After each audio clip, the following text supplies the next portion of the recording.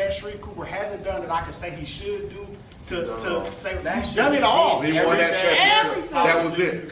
Everything. He's done everything. He's scored a lot of assists. The only thing that can cap off his career is becoming Mr. Basketball. So why is it that when I watch Ron Odom, did I feel like he's the best player?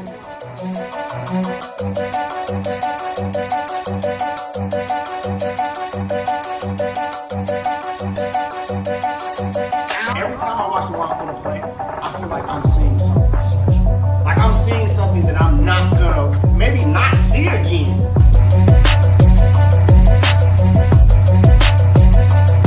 I said that for a long time. BJ Boston was my favorite high school player in Georgia. I don't get that feeling that I'm seeing something I'll never see again.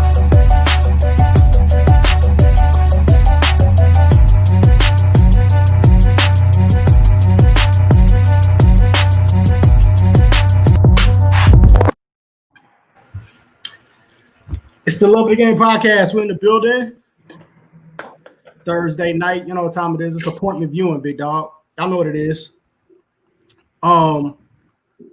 We got Brad from EYA Sports on the phone. He just hit me, so he'll be here momentarily. Everybody looking for your EYA interview. You're going to get it, I promise. But you know how skilled developers are, dog. They in the gym to the very last possible second that they could be in the gym with Brad in the gym, dog. I can't knock nobody for that. Man, Brad always late. What's up with y'all though, man? How was y'all week, man? I'm good. I'm tired. I don't think anybody has had a week. Hold on, Huff, you still at the school? Man, we got volleyball going on, man. Hey, that's dedication, dog. Huff getting it in from the office, bro. Hey, man, I couldn't miss, man. I couldn't miss. Who winning? We beat GAC first match, then McIntosh beat GAC. So we were down 15-12 in the first match to McIntosh. McIntosh got some girls, man. Woo. Balling. They neck all above the net. Hey, y'all can still get above the net? Like you still bouncing? We got a couple of girls. Then, not to mention, we had a softball game. We won softball. You our volleyball team good. Our volleyball team pretty good. They went to the Final Four last year, and they bring everybody back. So, oh, we got an echo, man. On who? Everybody? I know, right? It's normally me. It is normally locked, but I don't hear it this time. Could be me. I'm in a new spot. Could be me. Hold on. We're going to – normally I hear the echo first, but I don't hear it. Oh, yeah. Hey, that's July checking in from the south side, Westlake. Young killer. He's been putting in a lot of work with Brad. He has, and he's gotten better too. Do we still hit it? It's on everybody. Man, wow. July, that's your network. Yeah, July. Hey, I'm gonna ask you to come out and come back in, big fella. Let me see if anybody else hear the echo. Hit the comments, man, because I can't find it. I don't hear it. There you go. Yo, you came right on time, dog, for the best part of the conversation. We're about to get to it now. Okay. No smoke jumping. First question of the day. What's up? Hey, you see what Dr. Love said? Yeah. No echo, dog. It's on you, big fella. So first question of the day, man. We're gonna get started. The New York Nets, the Brooklyn Nets have a new coach. They named Steve Kerr their coach. Steve Nash. I'm sorry. Steve Nash. You're correct. Steve Nash as their new head coach of the Brooklyn Nets. Mind you, Brooklyn Nets, people are talking about, Brooklyn, this, that, and the other. Well, Brooklyn has KD. They have Kyrie. They have Spencer Dinwiddie. They have Karis LeVert. Like, that is all of a sudden a very high-profile job that Steve Kerr, without being a head coach, has now just been named head coach. Luckily, we got Brad here because Steve Nash is known as a player developer, and that's the reason why he got the job. I'll just open it up to the floor before I leave with topics. Give me your thoughts on the hire with Steve Nash. Brad, you going first? Don't matter. I'm gonna go first because I tweeted it out and I don't care what nobody say about it. I'm gonna stand by it. I'm not hating on any man's job. I'm not saying Steve Nash is not the guy for the job. But what I will say is I'm about to hate on this job. Josh Vaughn did his job as an interim. Yes. He got to the playoffs. And so basically what you're telling me is we can not be the CEO or the head coach of the team long-term, permanent, but we can be the highest paid assistant because you didn't get to that part that Jock Vaughn becomes the highest paid NBA assistant. Jock Vaughn becomes the highest paid NBA assistant. A lot of people upset that Jock Vaughn did not get the job. So perception is reality. And the reality is saying we're not good enough. We don't get those opportunities. And I know people will say, well, Jason Kidd got it. Steve Kerr got it. Doc Rivers got it without being a coach before. But those are limited opportunities. We're talking about wide scale. And we're not talking about just NBA. We're talking about college. So we can bring it on down to high school when they always telling you need experience. You need this. You need that. Man, that's a slap in the face to the Mark Jacksons, the Nate McMillans who just got fired. And I can keep going down the road, man. And there's nothing against Steve Nash. He may turn out to be the greatest thing since sliced bread. It really ain't about him, but it's about the continued cycle of how they do, especially African-American coaches. That's a tough comment right there. We don't get the loaded teams to coach. That's tough. And I know KD and Kyrie might have had something to do with it. That's Definitely KD. But let's get to it. People have to understand that Steve Nash was part of the team over there at Golden State, was doing player development over there at Golden State. And how much control do we think that KD had or influence that KD had on that getting that job? I think he had everything to do with it personally. I mean, I feel like KD was already considered one of the best to ever play the game. But at a time in the league, he started to become very dominant in the game. But the person that was behind the scenes helping him with that, Steve Kerr. I mean, not Steve Kerr, but Steve Nash. You know what I mean? And I get from the whole minority standpoint. I mean, hell, if you really look at it, shit, he minority. He from Canada. You know what I'm saying? So it really ain't, for me, it's like he's a player's coach. Like everything now is about player coaches and player development and all that stuff like that. So me personally, I feel like that's a great fit. I think that'd be even better for Kyrie. You know what I'm saying? To learn from a guy like that from arguably one of the best point guards that ever played basketball. You know what I mean? If you look at it from that standpoint. Now, I do get where you're coming from. Like those jobs are hard to find for minority coaches, black coaches. Yeah, true enough. I mean, that ain't no different from any situation that's going on in life. We know that's gonna be there. You know what I'm saying? But like, I like it personally. I like it. Now I don't know about his X's and O's, but that's what he got Jock Vaughn for the X's and O's. Yeah, that is exactly why he got Jock Vaughn. Well, let me say this. I'm not saying more than X's and O's. I think Jock Vaughn too. I'm not saying it should have been Jock Vaughn's job either. No, let me get that straight. Hey, listen, he did his job with a very limited roster. They were going to the playoffs anyway. Now they're going to the playoffs. And they could have made some noise if Spencer Dinwiddie wouldn't have had to sit out due to COVID. He had some complications after having COVID, was having some dizzy spells, even after trying to get on the bike, stuff like that. So who knows how that would have played out if they had a little bit more punch, you know what I mean, while they were in the bubble. But I feel like, and just playing devil's advocate, I've been tough on KD since he left Oklahoma City, but it does put him in a tough predicament. Even if the team comes to him and says, "Hey, KD, you know, what are you thinking about Nash? We're thinking about hiring your guy. What do you think about Nash?" Well, that puts KD in a tough situation because he may not necessarily know how good of a head coach Nash is going to be. But if that's his boy, you know what I mean? Like if somebody was to ask me, hey man, we thinking about hiring Locke.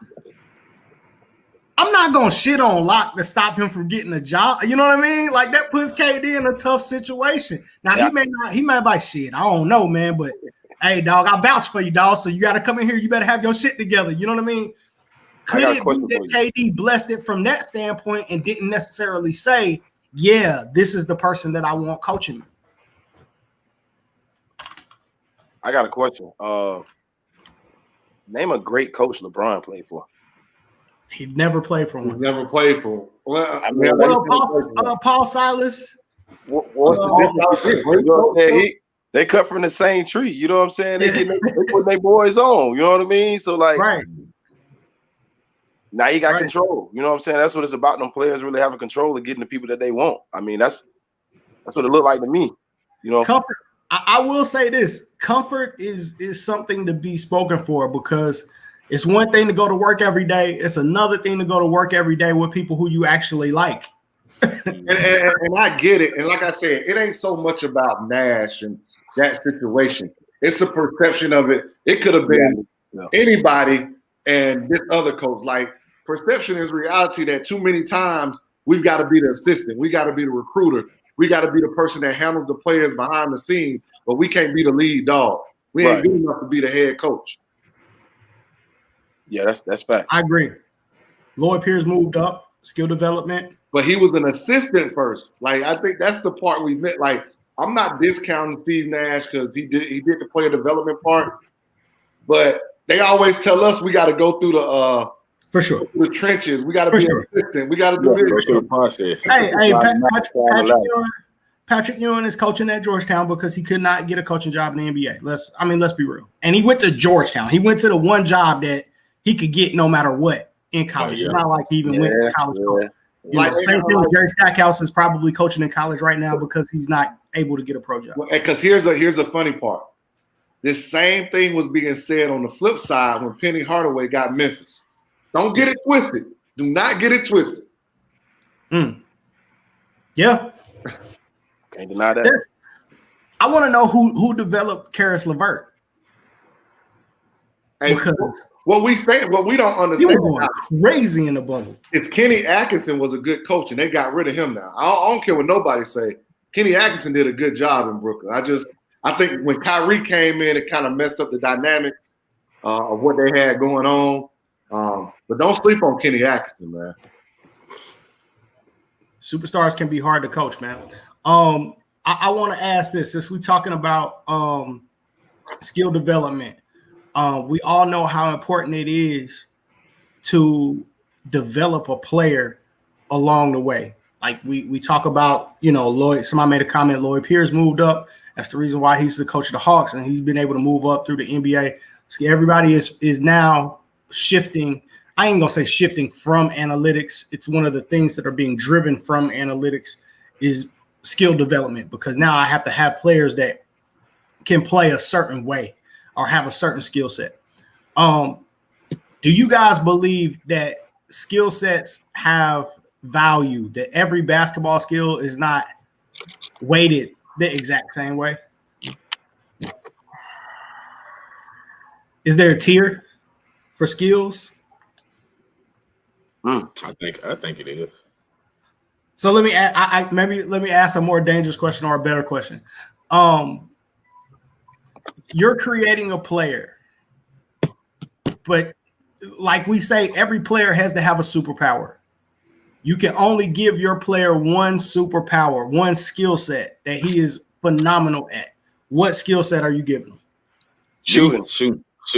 Yeah, I think shooting is at an all-time low. So yeah. So with that being said, if we go back and look at the evaluation of players, are shooters being properly evaluated and valued and ranked if that's the skill that we feel like is the most valuable skill to have? Well, you already know my answer. All you got to do is look at Adam Flagler. Yeah. Are we not giving shooters props? Now I'm gonna ask you this: are we saying shooters or scorers? We all just said the most valuable skill was shooting. Scoring is a skill. Like everybody can't do that. Yeah, everybody can't score. Like there's some I dudes agree. they're wired to score. Yeah, Like, I agree. that's a And I whole. think different shooting and scoring is different. I look at shooting and scoring different. but you But can we be a just said shooter. shooting. You can be a shooter who's also wired to score. I agree. with a good coach. I say that. But Gotta our put shooters players- value. Got to put players in the right position to score too. That's the most valuable skill. Do we value shooters the right way? I don't think we do anymore. I think right now we value athleticism and length. And versatility. And versatility. You know what I'm saying? Yeah. Like Could I argue that athleticism is the most valuable skill and that people will always feel like that they can teach a player to shoot? yeah, you can argue that. But I can also argue if you value athleticism too much, it can get you fired. We have a bunch of athletes on the floor that can't do a lot. They can't play. They don't have no basketball IQ. They can't shoot. I think you can develop a shooter though. Like Repetition. yeah, and getting them to understand spots. You know what I mean? If they get to certain spots on the court, you know what I mean? As long as you can hit that shot, you'll be good. Because I mean, if you be honest in the game, like you make 3 threes in the game, they think you're a shooter. Facts. Right. Facts. You know what I'm saying? Yeah. And that's really like you might hit 2 in the first half. They already labeling you like a shooter. You hit 1 in the second half. Oh, we got to close out hard on him. He probably can't shoot, or then that might be a hot night. You know what I'm saying? No doubt. What if with that being the most important skill set, how much do mechanics matter when you're teaching a player how to shoot? Is it if the mechanics aren't perfect, or let's just say I'll reverse it. If the mechanics are ugly, but they're making them, will you tweak the mechanics to make sure that it's right, or you just allow the player to make shots? I can tell you my answer. I'm allowing the player to make shots. I mean, That thing ride, boy. because look at Larry Bird. That wasn't a perfect shot. Reggie Miller wasn't a perfect shot. Like that was Larry Bird behind the head. Yeah, like- Reggie Miller used to twist his Yeah. shooting hand into his offhand. So it's all about repetition.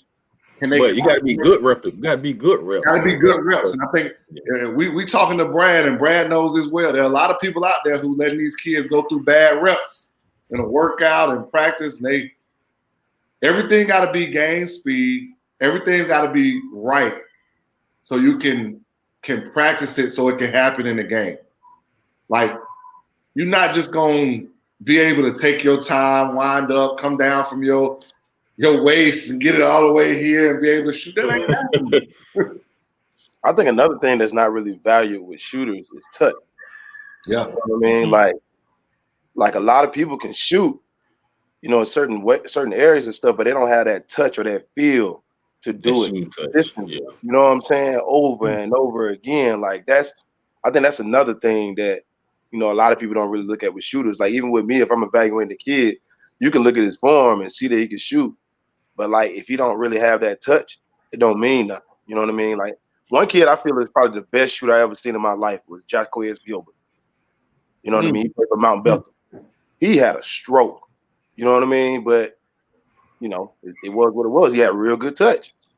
And that thing would drop. And a lot of people probably don't even know him like that. You know what I mean? But you really could stroke it. Do you think the loss of touch also has to play with the analytic factor why they telling you mid-range jumpers don't work? You could say that. Because I mean, kids walk in the gym, they just start jacking threes. Yeah, you could definitely say that. Because, yeah, automatic. Because they don't. Yeah, you definitely can say that. Because I mean, it's not many people out here that's teaching kids mid-range jump shots. It's either dunks, layups, or threes.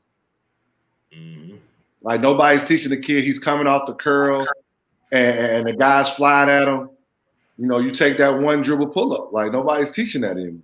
Right. Not many. It doesn't look good on Instagram, man. There's a lot of videos. Mid-range is life. Definitely is, bro. Is OG. Yeah. OG don't be playing out here, boy. So Brad, I gotta know, man. You know, Locke has mentioned you on the podcast a bunch of times, and even off air, like talks about some of the stuff that you're doing. But I gotta ask this question, man. Why Locke ain't brought you on the show earlier, man? What took so long, man? I don't get no What's up with our boy, love. dog? Brad, you've been knowing me a long time. Don't love, man. Don't let Drake corrupt you. You've been knowing me a long time. Brad, we go back.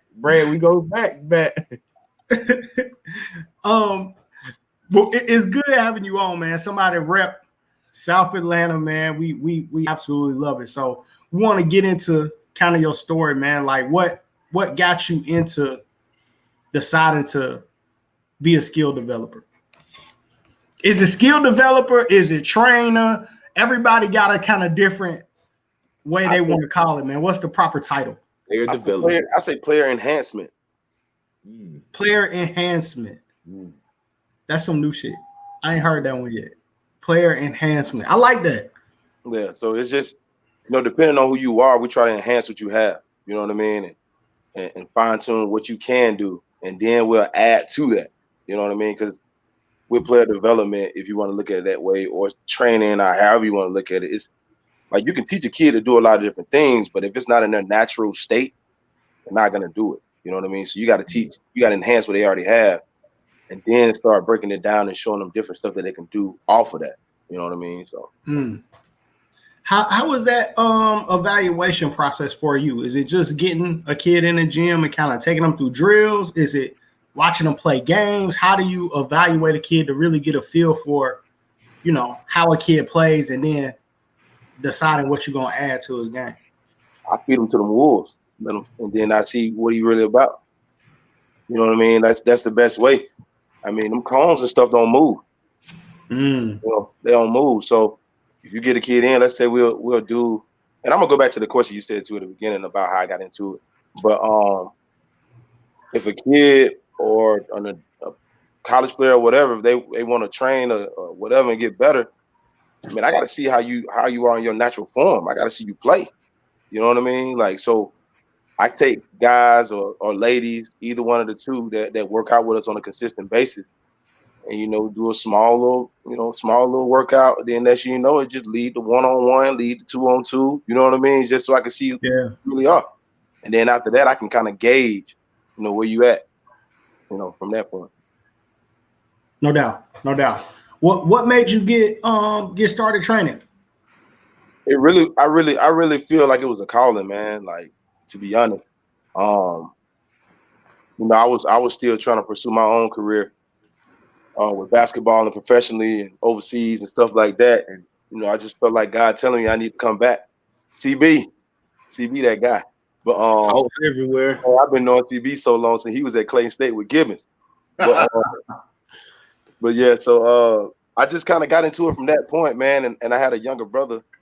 He was coming up in basketball too, and I had a middle brother that played baseball, and I was doing so much with sports.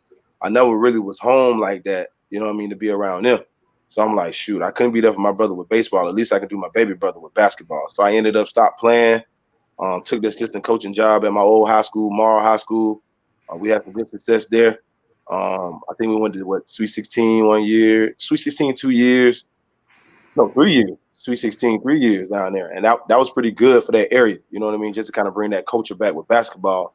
And at the time, Jonesboro was the powerhouse, so a lot of people was like, okay, they got something moving over here. So it kind of went from there, and got one lady that wanted to train, work with her. She wanted to go overseas. She didn't really have a resume like that. Ended up working with her, training with her at a local rec center. She ended up getting a job overseas, you know what I mean, stuff like that. So it was just more of a vibe and more of a calling. And I just been following ever since what God wanted me to do. So that's what's up. Your days at Morrow, Jonesboro, you back during the MJ Walker run? Yeah. Yeah. I see we had them beat 1 year though, bro. We had them beat 1 year when we played them. We played them at home, lost to them by a buzzer beater, man. That was the year they won their first championship with MJ, Austin, that squad. You know what I mean? So we tough. Is that the Christmas tournament that was at Monroe that year? Thanksgiving tournament, yeah. Yeah, Thanksgiving tournament. I remember that was one of the longest tournaments, out here in the Southeast for a while. That tournament was going on like 35, 36 years. Oh, yeah. I forgot about Tracy Helton. Yeah. Tracy, all of them was on that team. Tracy was tough. They had some good players. They had a quarterback too that was on that team that was good. He was a quarterback at Clemson. So like they was loaded. Why the South Side, Brad? Like you stay loyal to that side of the city. Everybody know that, you know what I'm saying, the kid on that side of the city can come down and get some work, but we've seen a whole lot of, other guys kind of flock to one kind of area up on the north end of town. What makes you stay down on the South Side? I just want to kind of change the narrative, man. You know what I'm saying? Like, you get so many parents that be like, oh, they can't get this. We got to go here. We got to go there. You know what I'm saying? And I'm like, man, you got the same opportunity here, but you got to do your job and research. You know what I'm saying? Like, you don't have to go way over here and do all of that. And then with me already being a kid that I played at Monroe, we played in the Final Four against what's the guy that coached at Kennesaw? The head coach at Kennesaw. I cannot think of Amir. Yeah, Amir.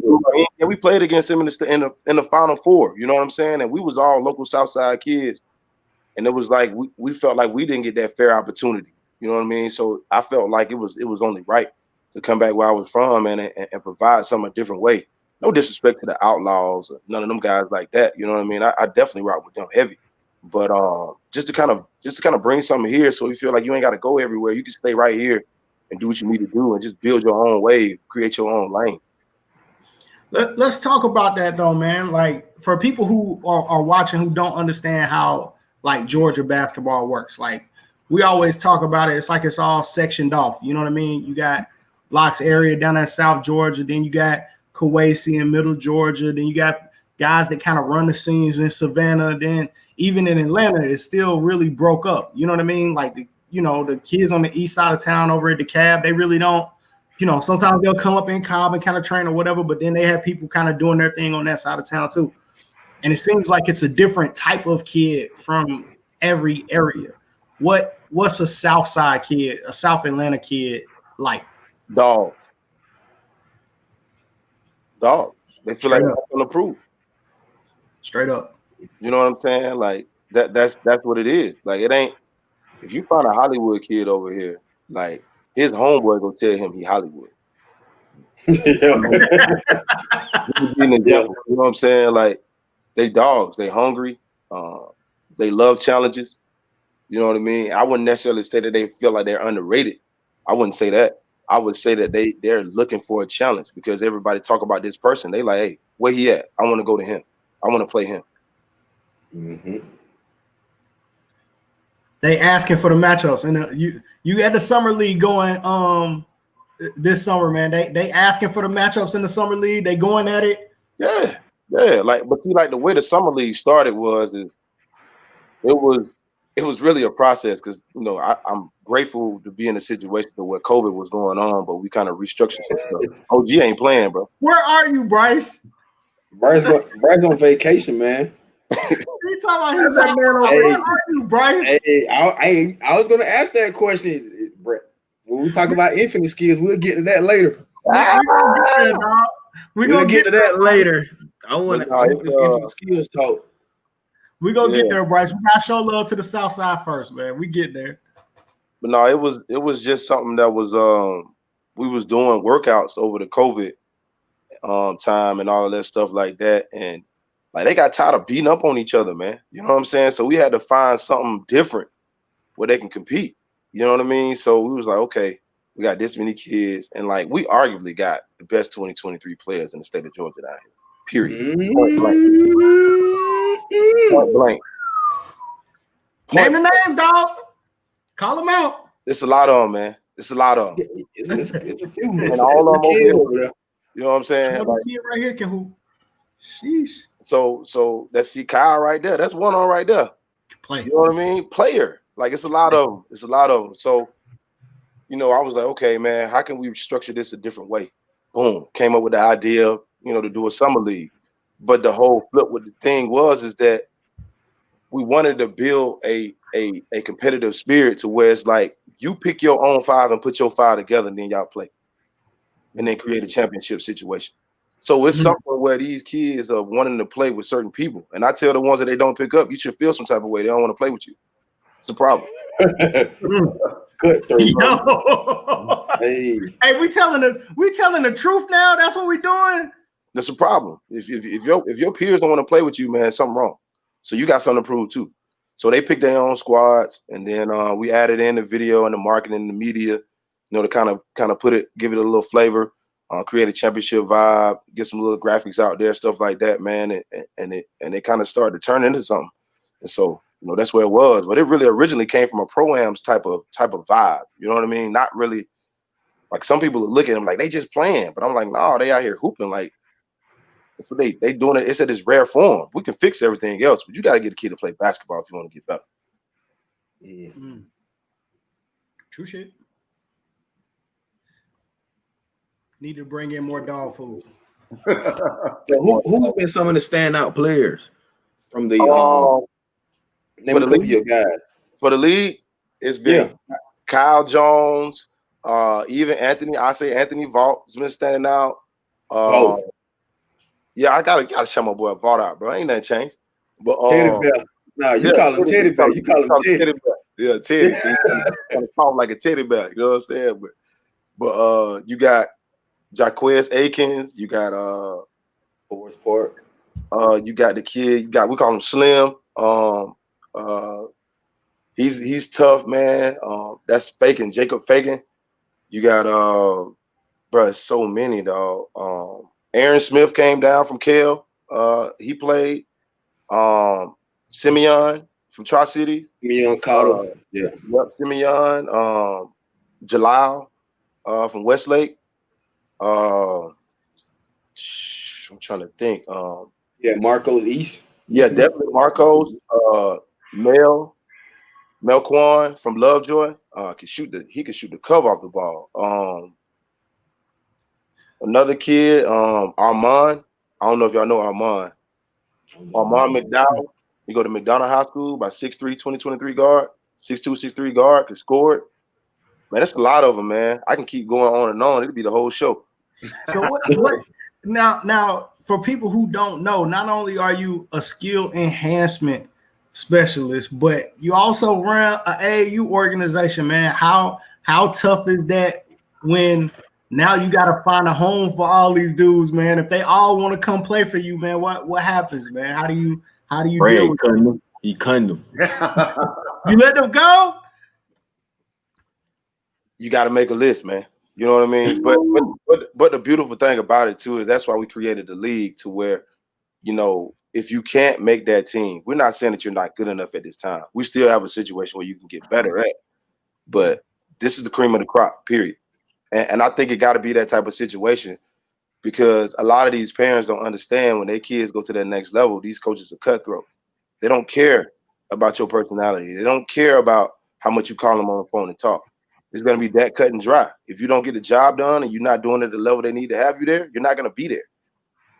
You know what I mean? And so, it sounds harsh, but at the same time, it's the real reality, the whole situation that's going on. So, we try to keep it that way, but at the same time, take care of them too as well. We don't want to beat their confidence down to where it's like, oh, Coach Brad and everybody around him, they don't care. No, it's not like that. You know what I mean? But if you do what you're supposed to do, you definitely will get everything that you're supposed to get. I definitely know when if and the skills come in the building, we know like y'all ain't coming to play around. But we just had Swain on the show, and he's ready to step out and start rocking AAU as well. He kind of gave out his kind of detailed plan as far as what his organization was going to believe in from an AAU standpoint. If you could give any skill developer any advice when it comes to AAU, now most of them are probably coached at some point in time before, but running your organization is different. So what advice would you give, or to anybody that's running an AAU organization, especially one that's independent? What type of advice would you give them? I would just the only advice I give them is I'm gonna put them on the schedule.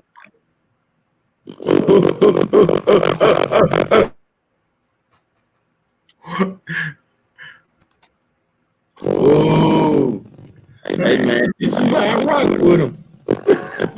Ooh, okay. Where's Bryce when you need him? That's what I need, dog. Where's Bryce when you need him? Bryce, you ain't top 5, you top 10. Brad, top 5. Hey, Lot, come out and come back in, bro. All right. Yeah, I mean, it ain't nothing bad. It's just being competitive. Hey, Bryce, my boy said when I asked him what type of advice would he give out to anybody with AAU, he said, I'm going to put you on a schedule. That man said his phone went out right there. Man. Talk that talk. Yeah, I bet his phone did go out. Yeah, I bet exactly. his phone did go out, Bryce. I bet it did go out when he said that. So you saying right now, to this day, right now, right? All things being equal, COVID out the window, Infinite Skills want to smoke with whoever. I don't. That's what it's supposed to be about. That's what it's supposed to be about. Too many people be ducking. They be running because they be trying to like trying to save face or say their name. You know what I'm saying? On all this and all of that. Like, no. When we first started AAU, right? I mean, I already knew what we had. I knew what we had. Nobody else knew what we had. But I'm trying to get y'all. I'm trying to get all the top teams to play us. Because if you want to make your name, you gotta. That's what you gotta do. You gotta headhunt. Because if not, they not finna show you. They're not even gonna show you no respect. Mm-hmm. You gotta walk in the door and try to kick the door down. That's facts.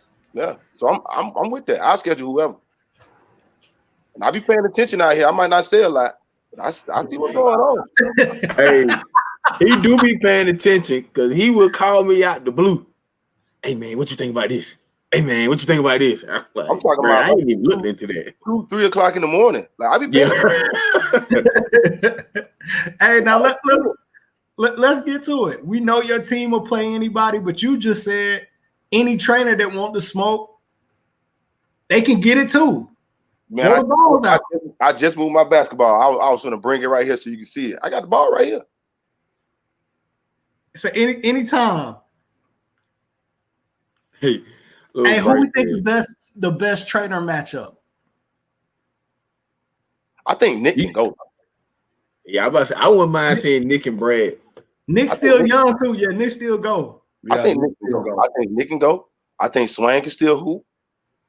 Rob still go too, don't he? I think Rob got some juice. Hey, but what you told me, you posting up the small guard. Maybe guard. You told me posting up the small guards now. No, you don't dribble with little guys. You post them up. But there's a couple other trainers out here that probably still can hoop. And like I put it out there because like I think that should be something that goes on in the gym. You know what I'm saying? I ain't seen you play yet, OG. I ain't seen you in the gym yet, OG. I seen you, but I ain't seen it yet, OG. OG, all right now. That Uncle Drew. Yeah. I already know. I ain't seen it yet. I've just been in the gym. I've seen Nick play. I've seen Rob play, but I ain't seen OG play yet. But I think that'd be dope though, man. Like you get a lot of the trainers or the top trainers or whatever you call it, and we just get in the gym and hoop. You know what I'm saying? We don't know what type of jewels you can drop with somebody else, but you'll see who's sensitive or not. You'll find it out real quick. That's facts. I think that'd be cool. I done heard that a couple of folks done got homeboy Lethal Trainer in the gym and dusted that motherfucker off, and he ready to fight and start fouling and all kind of crazy shit. Yeah. And Lethal Trainer ain't so lethal when he in pickup. That's what I've been told. I don't even know who Lethal Trainer is. Who is that? You talking about Lethal Shooter?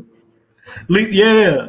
You talking about Lethal Shooter, the shooting coach? Oh, the dude that be shooting the crates and all that stuff. Yeah. Say that ain't so lethal. Say that ain't so lethal scammer. They call it the lethal scammer. Lethal scammer. Yeah, I heard he ain't so lethal, man. When guys, you know what I'm saying, of his ilk, check it up with him. That's what I heard. So is that like a guy that you in practice make all the shots and you every time you get in the game, he ain't ever making none? He make a lot of shots on Instagram. Like I said, It's all American. yeah, he's a great practice player. Yeah. I don't even know who the dude is. So Yeah, I seen him shoot though. He can shoot that thing though. Good night. But that, I ain't seen him hoop. But I heard that same story you said though, Dre. So eyes on everything. You may not say much. Eyes on everything. I got you. So, Coach, I want to talk about some of the great players that have come out of your organization, man. Like over the years, who have been some of your like favorites? I know you're proud of all of them. I know you super excited. You love all of your guys, but like who have been some of the ones who like you really seen get it out the mud, like and come up under your organization? I would say the first two. Dang, that's tough, bro. I wouldn't even say. I'd just say the first two names. I would say definitely Avery Wilson and Noah Gurley. I would definitely say those two. Isaiah is, bro. You get what I'm saying? Isaiah's been like that. Y'all get what I'm saying? Like he has what y'all see now. He was that. I don't know what Isaiah you're talking about. Isaiah Miller. He was like that at 15. You know what I'm saying? Like our first ever camp. You know what I'm saying? I can see you the video. Like, bro was taking off from the third hash back then. Dang. Like what he doing now is like we look at him on TV and just start laughing. We texting in group chats like, bro, look at Isaiah. You know what I'm saying? Like this, that's the normal him. You know what I mean? But if I had to say kids that got out of the mud, I would definitely say those two. It's another kid y'all not familiar with, but his name is Stanley Henderson. He had a little hard route right now, but he played for Middle Georgia Prep, but he's at Sanford. And that was, I don't know if y'all seen Middle Georgia Prep play, I'd say about 2-3 years ago. That was the brown skinned 6'6" athletic kid that they had. Mm-hmm. But that was him. He still had like a 30-inch vertical, and that was after 2 knee surgeries. You know what I'm saying? Dang. So you talking about somebody that was more athletic than Isaiah.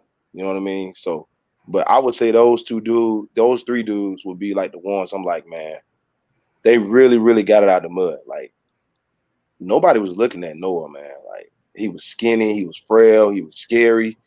You know what I mean? It wasn't none of that, man. But then the light bulb started clicking. And like now you're talking about a kid that's potentially go be, an NBA guy. Where's the way the source is saying right now, and he's 6'9", handle, dribble, do all of that stuff like that. He's tough. Putting it together. Yeah. So Brad, you named Avery Wilson, Noah, and people don't even know you had Isaiah Miller and JD Note all on the same team that one summer. Yeah. They don't do it, dog. Hey, tell the truth, Brad. Who ducked the smoke? Who ran from you when you had that team? Nobody ain't run because we were finding them and beating them. Hey, it would be some team. I think that's the summer we really started kicking it, Brad. And I think I started liking Brad. Man, Brad was just cut. I won't say he was cussing him out, but he was getting on him during the game. And then Brad, I think you said something to Isaiah. He was at what gym we was at? You were playing against West Virginia Wildcats. Oh, I got a story about that too. Go ahead, bro. Go ahead. West Virginia Wildcats was beating everybody. Shoe teams, they would come. They had what? How many foreign players they had? Like 2 or 3. They had the #1 player from Turkey on their team. Like right now, he's a EuroLeague millionaire. You know what I'm saying? And they had another 4 or 5 guys. 2 was going to West Virginia, 1 was going to Marshall, and I forgot what the other. I think the other one was like Youngstown State or something like that. So I mean, they had a squad. Like they didn't come down here with no, they had a squad and was beating everybody. Man, I think y'all end up playing them in the back gym. So you got to think they're playing one of the best teams at the event, and Brad got some of the best players at the event. Everybody left the main gym, came to the back gym. Lock? Hey, man, you gotta do, man. You gotta put him in the back gym. Hey, I don't do the schedule. Call Willie Evans. Damn, Lock. Call Willie Evans. I'm throwing him on the bus. I was just starting that summer. but the college coaches, everybody came to that back gym just to watch that game. I think like one of the first 2 or 3 plays, Isaiah caught one off the ring and put it on one of their heads. And that's when Brad was like, shit, it's time to fucking go. Yeah. Man, Brad, why did we put you in the back gym, bro? Huh? Why did we put you in the back gym, bro? Hey, man, I take it how I get, man. I just bring them to me. You know what I mean? Hey, the rule is coaches follow players. They don't care what they playing at. Yeah. So and we live by that. You know what I mean? Like I think I could honestly say and really mean it is that if a coach sees an Infinite Skills team, one thing that they would know about our team is that those boys are going to play hard. You know what I mean? They're going to play hard. They're going to play together. And you're going to see some talent out here that you ain't seen before. Like, I think that's a given, you know, when you see our program. But I remember that game. So the story I was going to tell was, it was one play, Isaiah got the ball on the sideline, right? And it was a big kid, probably about 6'9", 6'10", somewhere around there. That was one-on-ones going to West Virginia. So we didn't even, like, he was just cruising through the lane, like trying, you know how a guard just probing, right? So he probes between the middle and meets the big man in the middle, jumps off 2 feet. When I say he caught that bitch back and put it on his neck, Yeah. that's when the whole crowd changed and everybody came in the gym. You know what I'm saying? And like, and from that point on, people started paying attention. And even after that game, you know, because that little coach was cocky. You know what I mean? That coach for that team, he was real cocky, you know, and he had a reason to. I'm not knocking it, but I'm like, bro, you in Georgia, like you ain't in West Virginia. It's different. You know what I'm saying? Like, and that's the mentality that I was telling our players is like, bro, like you don't let nobody from out of town come out here and beat you, bro. You don't do that. Period. Like this is bigger than you now. You know what I'm saying? Like you represent the state. So, you know, he got that dunk and you know, we ended up winning and I'm talking a little Cash Money shit to him, like welcome to Georgia, you know, all that stuff like that. You know what I'm saying? And like I guarantee you that coach remember that game because they was beating everybody. They was beating Have they everybody. been back? Have they been back? I haven't seen them. You were read about a Georgia, Brad? Hey, I ain't gonna say that, but I mean I ain't seen them back. Yeah, I know Sean's probably still got a contact with them. They probably still slide back down. They slide down, I'm gonna play them. I'm gonna find them. Wow. Where that attitude that comes from is that a South Side attitude? Hey, we're gonna find you, or is that more of a hey, we an independent team and we got something to prove? And we talk about that independent versus shoe circuit stuff on this show quite a bit. Where do you feel like that comes from? I think it's something. I think it's a mentality. You know what I mean? I think it's something that you know, we always say that players are always you know, they always want to be like the coach or an extension of the coach and stuff like that. So if you bring that demeanor to your player, you know what I'm saying? Like you'll get them to play out of their minds. You know what I mean? And so it's not about proving anything, because I feel like they're proven. I just feel like they need a platform. You know what I mean? And so it's to kind of trick their minds or to get them to understand, like, hey, we here, and like don't never let nobody take anything away from you. So when you get on that stage, you do what you need to do. It's a little bit of that independent stuff too, though. You know, because they think that independent ain't. They don't think it's real basketball like that. You know, everything is about the shoe stuff and all of that. You know, it's a little bit of that. Hey, do we think the shoe teams learned their lesson this summer? Locke, you think shoe teams learned their lesson? hell no. Never. They won't. They never will. But that's cool. You like, why would you? Like, you know, like I always say, we're arrogant. They're gonna be arrogant too. They don't care. Like, okay, we lost to an independent team, regardless. They're still gonna be like, what somebody tweeted on Twitter. You know, the independent team has to win. Shoe teams can still get beat because they got the players. They're gonna lose. They lose. Okay, well, they still got top kids. But independent teams have to win, and have to win in a way where they have some players that are talented. They just can't win the games. They got to actually have players on their team that are winning those games. My question is, why independent teams can't have the same swag like a shoe team? What make them different? You know what I'm saying? Like, who wrote this book? Like, that's how I feel. Like, what makes you feel like you this much better than the next? Because let's really break it down for real. You only need to have one guy that's top 100 to keep your contract. Everybody else on your team, mid-major guys. That's no different from an independent team, a top independent team. And I look at it like if I got 8 to 9 mid-major guys and you got one top 100, you got mid-major guys, I'm better than you because I'm going to my bench and ain't got no drop-off. True shit. And some of them shoe team uniforms ugly. That definitely is it, bro. I got to upgrade mine. I'm glad you said that. I got to change mine too because you got to have it's. I don't see why you can't have the same swag like that. I don't see because all that does is bleed into the kid. That's it. Like you could do the same thing. You know what I mean? Like I just feel like shoe stuff is overrated, bro. To be honest. Hey, we need team rankings, Lock. Lock, when the team rankings gonna come out for the summer, Lock? 17 U. I'm gonna do rankings. Rank 17 U, Lock. That's what I've been talking about. I don't know. Don't rank the player. Rank the team, I don't do it. You can't rank ANU teams. Why not? You can't because it's so much. Think about it. It's just so much involved because you got to think players. They got some of these kids play on 5 different teams throughout the entire summer. So how you gonna rank a team where this week, let's just say, okay, I give a prime example. How we gonna rank teams? One year, Brad had the number 1 player in 2021 at a point. That was in his program. But hey, there go Mo. That's my dog there, man. She been around me forever. She at Florida State. But like nobody, first of all, nobody was talking about Stick like that. True. They wasn't. Everybody was he's like, talking about Jabari Smith. They don't know who probably know him by Steve. My bad, Jabari.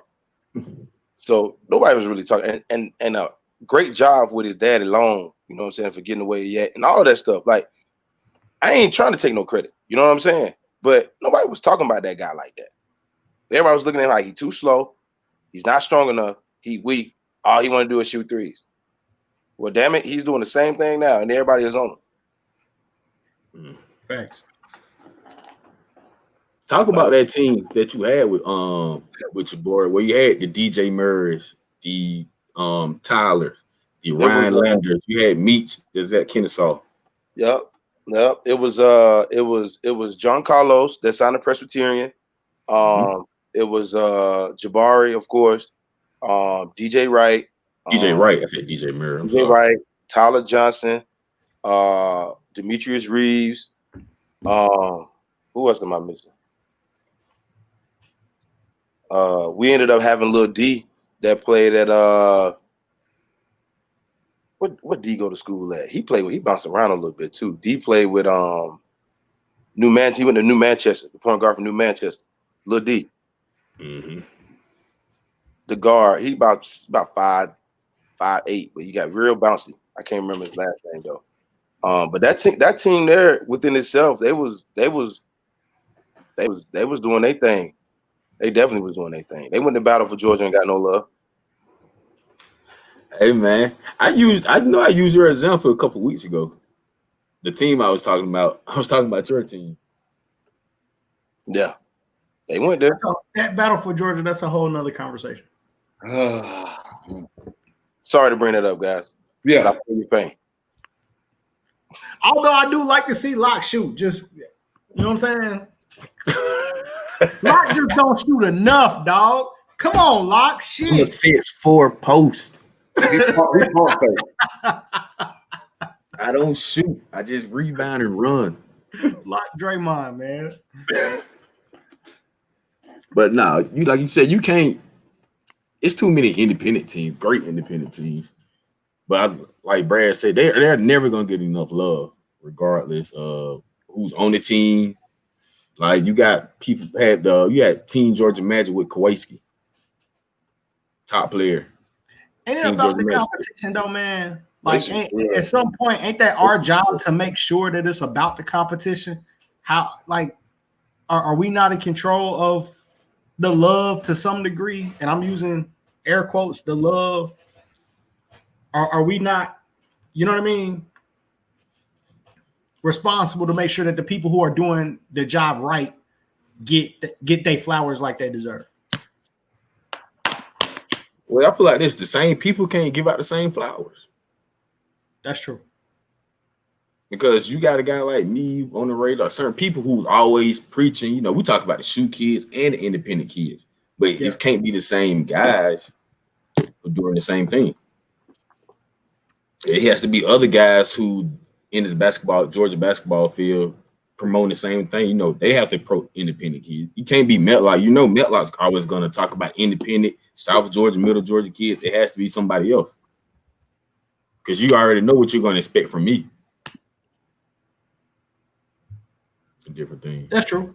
I think another thing too. I think a lot of AAU coaches put too much pressure on scouts, and the reason I say that is because at some point in time,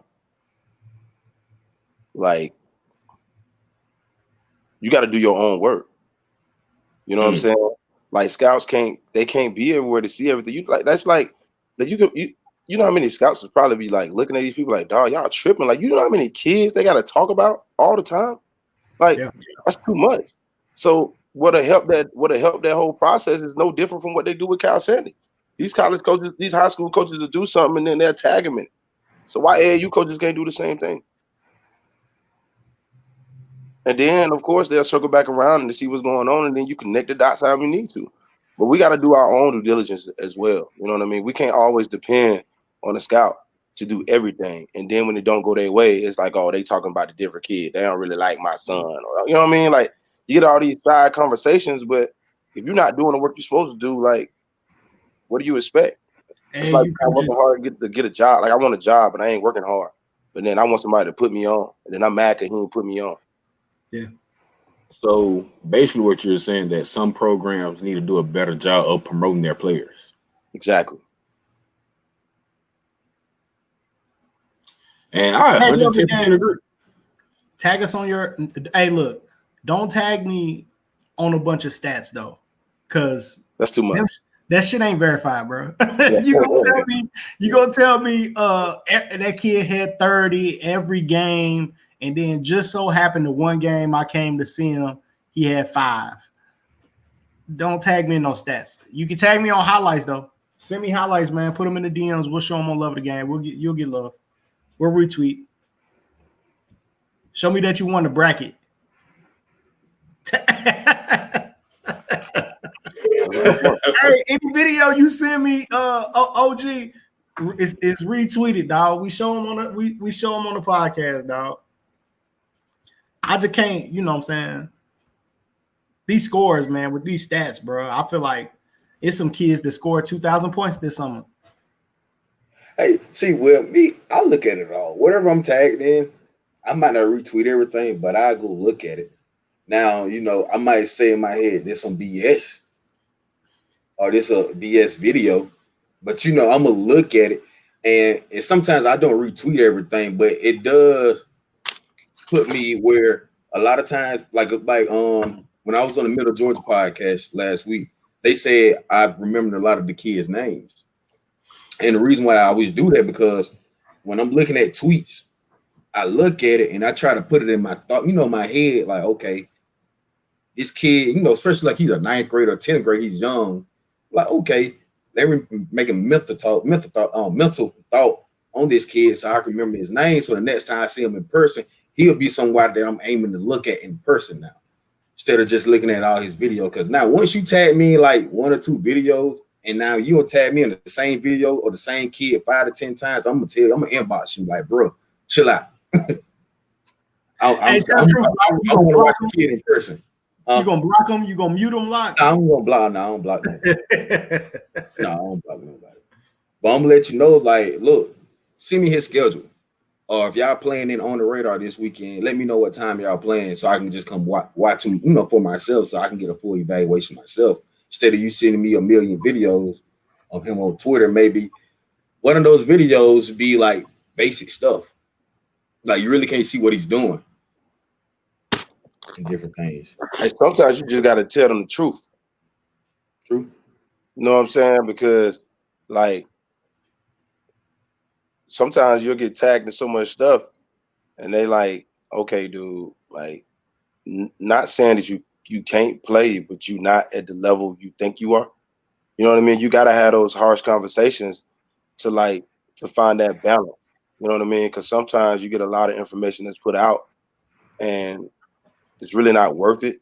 You know what I mean? You can kind of get people to see like, look, well, maybe if you work on these different things and then start recording that and put stuff out, this is what coaches are looking for, yada yada. You see what I'm saying? Like a lot of times they don't know, they're just putting out stuff thinking that this is what they want to see, but they don't have a real reality of it.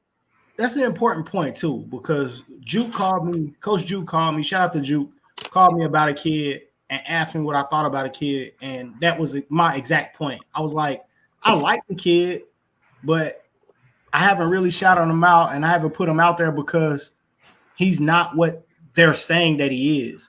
He's a good ball player, but it's like they talking like he's got to be high major or whatever, but I think he's a really good Division II, level player, but I don't think he's going to accept that offer from that level. So I haven't said anything about him.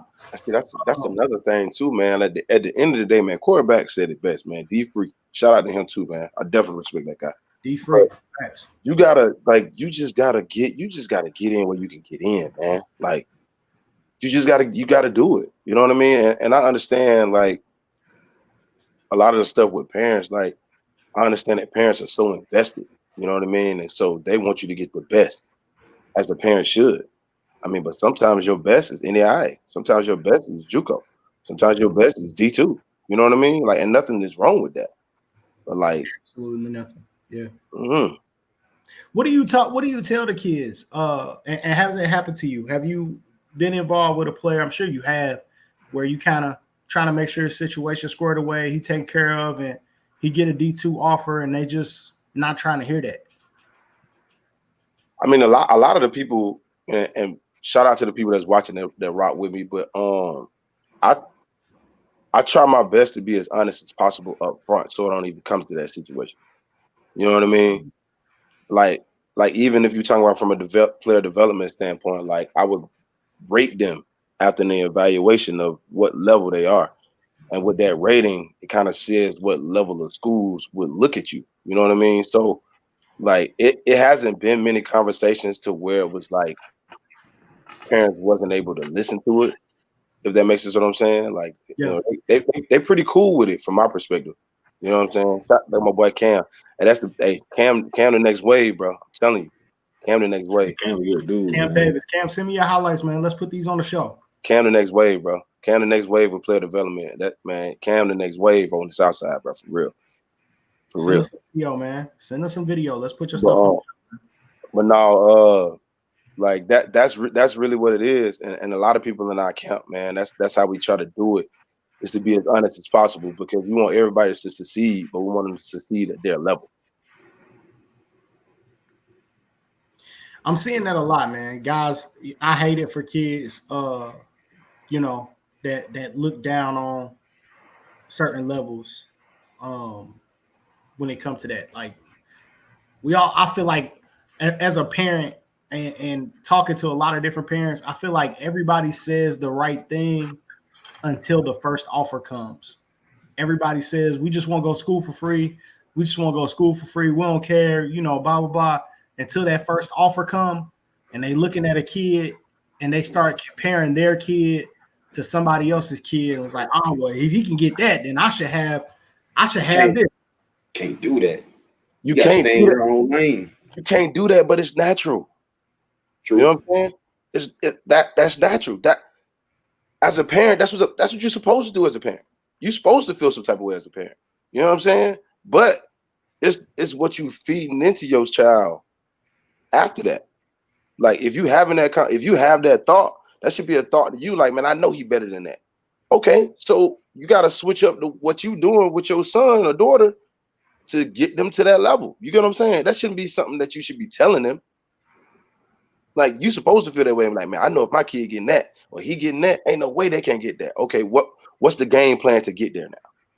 You know what I'm saying? Like, I think that's the part that's really be missing. Like, we do a lot of this, and not people really like drawing out a lot of processes to figure this stuff out.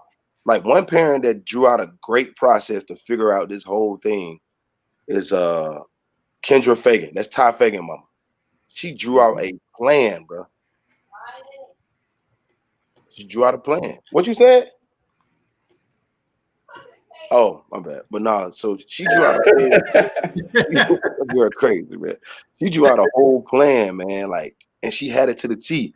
Who I want him to train with, what he need to do. Okay, he need to have a trainer here. He need to have it. Like, she had a plan to get him where he needed to go. Of course, Ty was a phenomenal player, but she had a plan. And she wasn't afraid to show other parents that same plan to help them get where they needed to go. What are you saying? Parents need to do more action than talking. A lot more. What does that look like though when you putting across a plan? And can you come to a spot where it's too late? Yeah, it definitely is a spot with that. Yeah. Too late. I take that back. We can't say too late when you got prep schools. Thanks. True. You know what I mean? Like it's hard to say too late when you got 13th grade. You know what I'm saying? Like, you know what I mean? Like you can't really, you know, kids need that though. Yeah, that's what I'm saying. Some kids need it. You know what I mean? So it's just about understanding who your child is, understanding where they are in their process of development, and really like honing in on it. Like Jalal's dad, Mickey, I see his name all the time, last name. But his dad has a amazing plan for his son. You know what I mean? Like as far as him getting the way he needs to go. Like he has a plan. You know what I mean? And this is a guy, his dad was a top 100 guy coming out of high school. He has a plan for his son, the way he sees his son is, and he's realistic with who his son is, too. It's always important.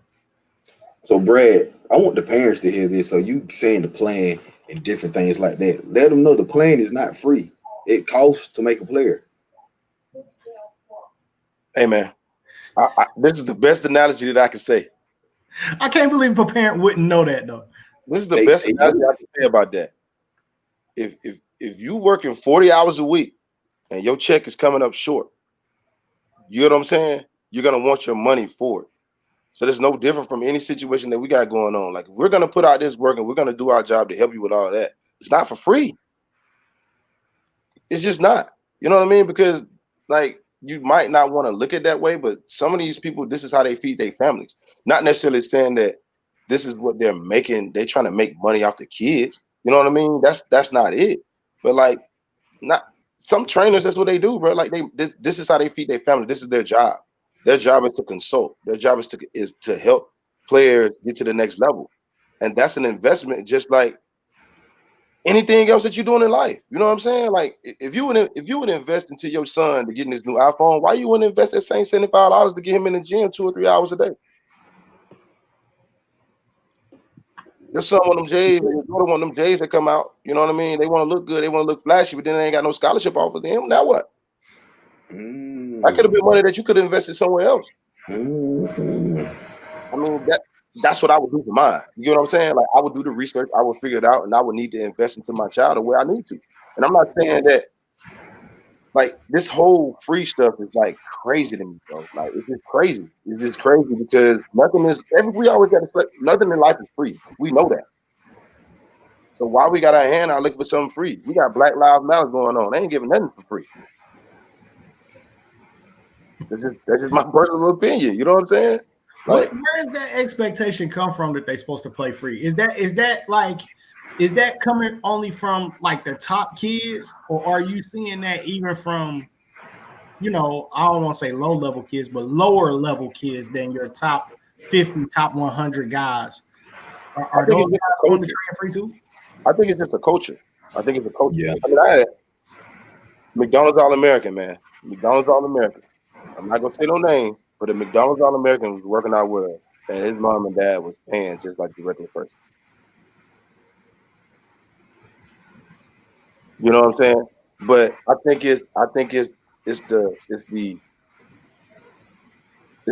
the culture of basketball. You know what I mean? Like if you're a certain type of good, it's almost expected that you're supposed to get this for free. You know what I mean? I think that's what it is. And I think that I think that a lot of parents will invest into their kids too as well. Don't get me wrong. I think they will invest. One, you got to make sure you got something that's worth investing, number one. But I think they will invest. But if they see this going on and the wave is going like this, I mean, it's naturally for a parent to feel like it's supposed to be like this.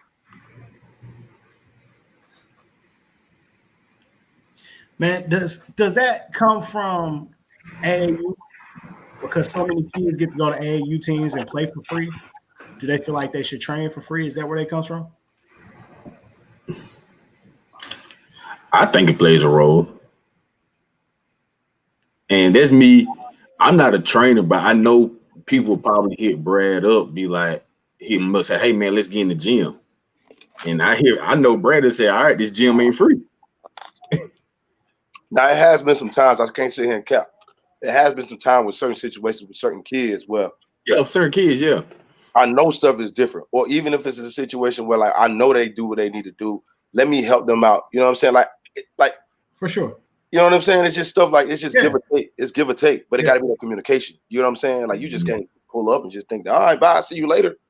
Like, oh, but I need that cash out, my guy. But this the crazy part about it though, bro. Like that money doesn't do nothing but generate back into our business, but then it generates back into gym time. You get what I'm saying? So it's not even a situation where I'm like I'm pulling up in a Maserati. You feel what I'm saying? Right. Like, so like it's created to generate more for these young men and young women. You know what I'm saying? Like so. The more people come, the more people pay, the more gym time we have. I mean, the more kids are getting better. I mean, the more kids are getting opportunity. You know what I'm saying? Like that's what it is. No doubt. He said, find a trainer that said, what was that? I can't see that one. Said, find a trainer who really cares and know what they're doing and invest. Respect that. I definitely respect that, Kim.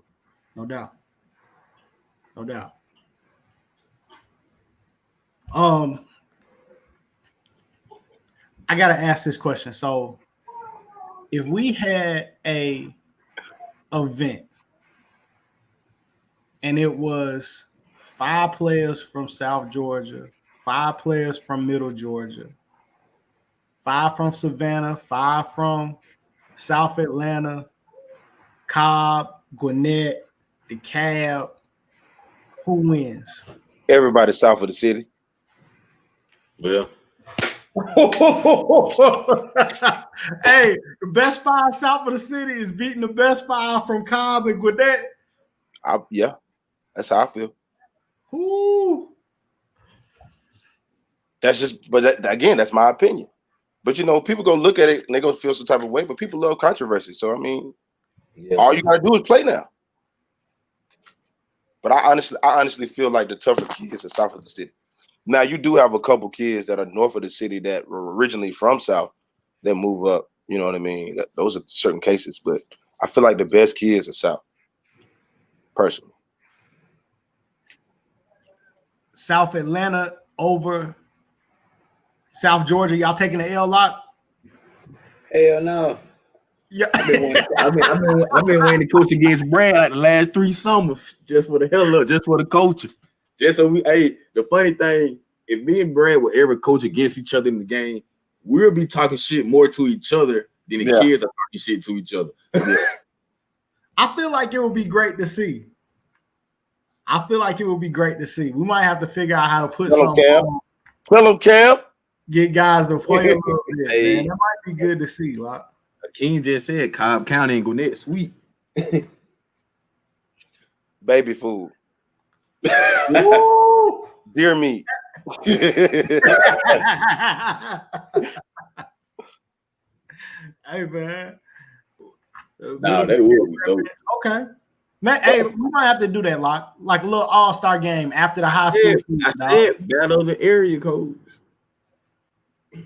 I think that'd be dope, man. Like, I just feel like all of these people south of the city, man, it's like they got an extra chip. Like even Lil Wasey, bro. Lil Wasey is like the Wasey. They ain't coming down here. Texas. Hey, we'll go to Texas. Ant-Man then went to Texas. We'll go to Texas and play. I don't feel like I've seen them Texas teams coming down here looking for it. Yeah. Houston Hoops, they'll come down and play in come down. but they ain't coming down just to come down and hoop in the independent event. I ain't seen them. Nah, they haven't. They haven't. Texas do got hoopers though. No disrespect. Yes. No disrespect. I mean, the state big enough. You know what I'm saying? But I mean, we got arenas down here, dog. We got plenty of room. You know what I'm saying? Like, you got arenas, dog. Come on down here, man. I love for Texas to come play. That's a real Twitter name, bro. Dr. Love. That what's up. Dr. Love. Hey, Real dog. That sound like somebody that played in that. What's that junk? That movie with Respucia. What's that movie? Norbit. Norbit. Yeah, that sound like a character in Norbit, bro. Dr. Love. Can't sleep over that. Yeah, Gwinnett do got some hoopers though. They got some hoopers. I can't count, but I just don't feel like they tough enough. Man, talk about your high school event you had this past season, and down there at Clayton State. South Atlanta. South Atlanta Invitational. How big that was for the South Side? I think that was huge for the South Side because it just wasn't basketball. It was a community event. We had a local 5-star DJ from the area that graduated high school from the area. She DJ'd there. Shouts out to DJ Tootie. We had, different community events going on and halftime shows and stuff like that. It was good to just put on something in the area like that to kind of bring positivity, in situations that, because at the time it was a lot of negative stuff that was coming around from outside, you know what I mean? Just crime and stuff like that. For some reason, I don't know what was going on there, but it was good to have something positive like that. And then to have it on a college campus, it kind of gave it a little different feel. And we had some quality teams playing in there too. All these young guys we talking about, all of them was there. You know what I mean? And we had to match up with Jabari and Robbie. Yeah, we had that matchup. We had some real good girls teams. You know what I mean? St. Francis was down. Mount Perrin was down. They got arguably one of the top players in the country on both of those teams. Griffin is going to be another up-and-coming team. Who else was down there? Langston Hughes. They went deep in the state. Douglas High School ladies. They won the state championship again that year. I mean, so it was a quality event all the way around, and we fed all the kids after it, man. You know what I mean? It ain't too many high school tournaments you go to, where you got a hospitality for all the coaches and the referees. Hey, the kids eat too. They fed the media too, man. I ate good. Everybody. Lock always holding out on the best. Lock always holding out on the best media plays out in the game, dog. Yeah. Hey, Huff got to take notes, man. My boy had spaghetti, cornbread. Garlic bread, sweet tea, lemonade. Hey man, Huff take them chicken tenders up out of there, bro. Huff had them chicken tenders on us, dog. Come on, Huff. We had a sports media broadcasting. We had for college interns. We had a sports media broadcasting program to provide those hours for college students that's looking to go into, that whole thing and graduate. So we provided that for them too as well. So, videography, photography, all of that stuff, we had intern stuff for that too. So it was like one of those situations to where, it was a benefit for everybody to gain something from it. So it was dope though, man. It was dope. No doubt. Florida versus Georgia would be dope. Not saying that. I love to see it, man. Team Breakdown did come up here this summer, though. Got there and put some damage. Breakdown got that heat, boy. But they came up here this summer and put some damage on the state. They got that heat. They did. Yeah, they got that heat. They got them twins from Fort Lauderdale. See them lose some games too, though. Hey man, you lose some, you win some. This win one. Lose some, dog. Dr. Love from the Bluff. Yeah. I ain't mad at you, Dr. Love. Love from the Bluff. He ain't playing with you. He say he let you get a plate, man. Hug gave me a plate too, man. I can't complain, dog. I did bring some Waffle House in there, dog, in my backpack. Yeah. I like so great. I'm gonna add. early in the morning, anybody on here that's throwing a tournament, dog, early in the morning, dog, you know, little light snacks, dog, something, dog, cup of coffee, you know what I'm saying? Donuts, Krispy Kreme. Yeah, dog. We stay there all night at night, dog. We come home, take a nap for 4 hours, and we come right back in the morning, dog. We need a little pick me up in the morning, dog. Don't bring Krispy Kreme though. Shit, I'm too big as it is, dog. Damn. You bring them to me. You ain't got it. Hey, your shirt look like a Krispy Kreme shirt. Hey, Lot wear a medium, dog. Lot can get them. Hey, Brad, you from Albany? You been down in Albany? You know how we ride down Slap? You see the light on? Yeah. That's how Drake shirt missing. That's how his Slappy is so long, bro. Ride down Slappy. That's crazy. Hey, I've been trying to get Kentucky down here, man. I'm throwing a high school event, that crazy thing with Kentucky, they won't let their high school teams travel until football season is over with. Hey, there's some great basketball in Kentucky, bro. I can't come. Yeah. There's some good basketball. It's wild, man. I was trying to get Fern Creek down here. They got a good team. Yeah. So, Brad, do you feel you are a top 10 AAU coach in the state? Yes. And independently, like just in general, not independent. I feel like I'm like that in general. And the reason I feel like that is you gotta have confidence in yourself, man. Like, why would you say no? You know what I'm saying? Like, and a lot of these coaches in AAU, I mean, let's be honest, they're not really, coaching like that. Not a lot of them. You do have some that are, but honestly, I feel that way. I feel like I am. Says too many guys just kind of rolling the balls out. Yeah. Now, I'm not saying I ain't got nothing I don't need to work on. Of course, I got stuff I need to work on. I do feel like I'm top 10. As a coach, yes. As a trainer as well? Yeah, I feel like I'm the best trainer.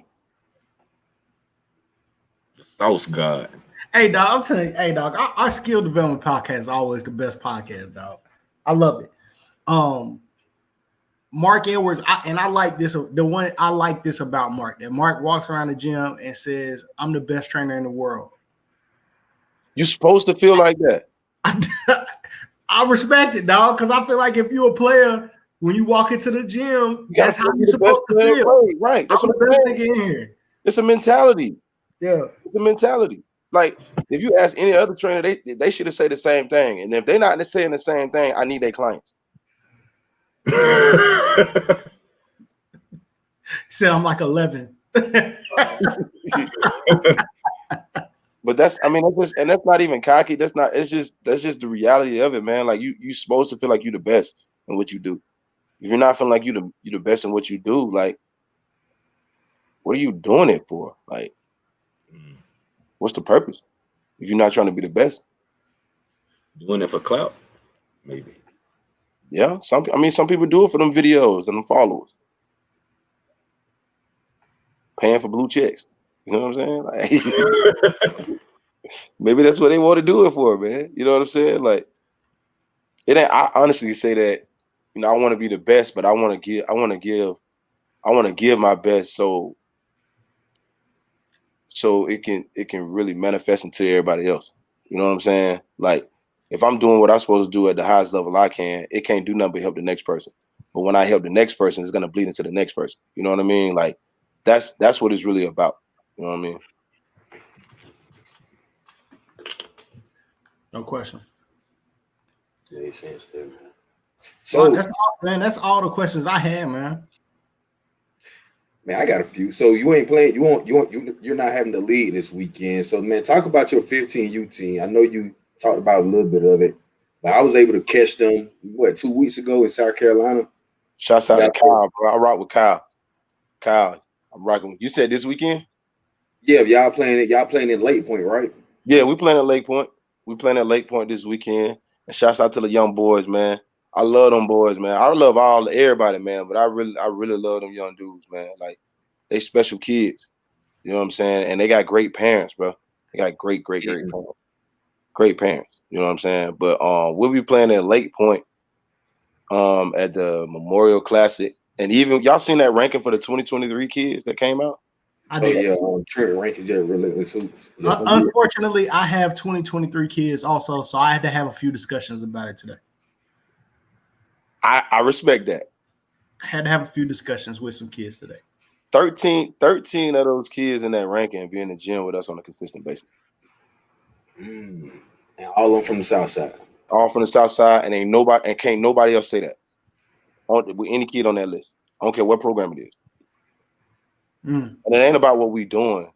It's just about we're trying to create a culture, you know what I'm saying, that bleeds success and gives opportunities, you know what I mean, as much as possible. Because when I started coaching AAU, I started out with Douglas Brothers Elite, you know what I'm saying? And that was okay, you know what I mean? But it wasn't enough, you know what I mean? It wasn't enough. And so we try to get as many as possible to just help them, man. Like, it's all about helping, building up the next generation. My 10 of them kids play on our AAU team. Well, how many? I didn't see it. Tell me about it. The 2023 rankings came out today. And how you feel about it though, for real? Oh, me? Drake.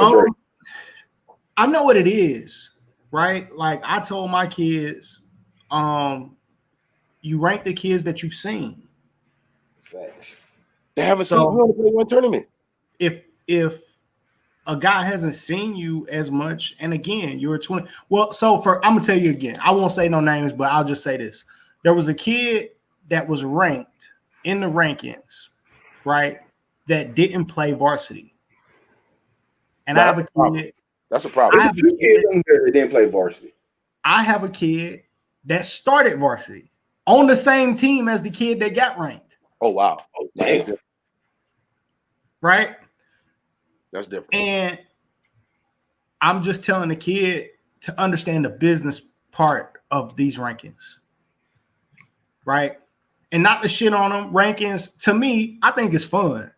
So I look at it and I think it's fun, right? I don't read too much into these rankings because at the end of the day, they still got to play. The rankings that, when I say the rankings that matter, the rankings that we can all talk on this, the rankings that control whether or not you're going to get a bag, the rankings that control whether or not you're going to get a high major offer, ESPN and those rankings or whatever. Makes sense. We understand what those are, right? All of these other rankings that come out, to me, it's just for fun. Right. It's not going to stop you or control whether or not you get a bag or not. It's not going to stop or control whether or not you're going to get an offer or not. They're fun and it's business. And I understand. And I think it gives kids motivation. It gives people a lot to talk about. It gives motivation to coaches, you know what I'm saying?